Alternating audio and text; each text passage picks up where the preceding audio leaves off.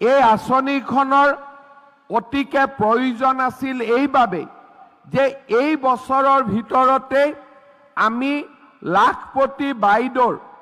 যি আমি আঁচনি হাতত লৈছিলোঁ সেই আঁচনিখনো আমি ৰূপায়ণ কৰাৰ বাবে আগবাঢ়িম। অৰ্থাৎ এতিয়া আমাৰ ভেৰিফিকেশ্যনৰ কাম চলি আছে আৰু ভেৰিফিকেশ্যনৰ কাম শেষ হোৱাৰ পিছত আমাৰ বিধায়কসকলৰ ওচৰলৈকে তালিকাখন যাব আৰু বিধায়কসকলে মঞ্জুৰি কৰি দিয়াৰ লগে লগে আমাৰ আত্মসহায়ক গ্ৰুপত থকা আই মাতৃসকলে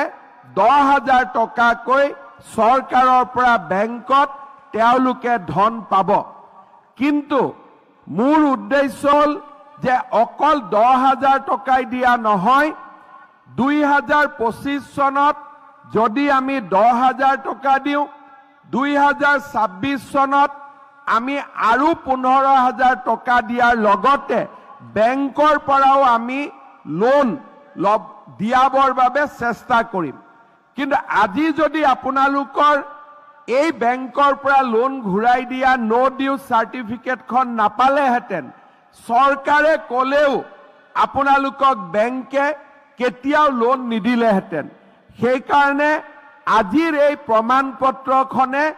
আপোনালোকক ভৱিষ্যতে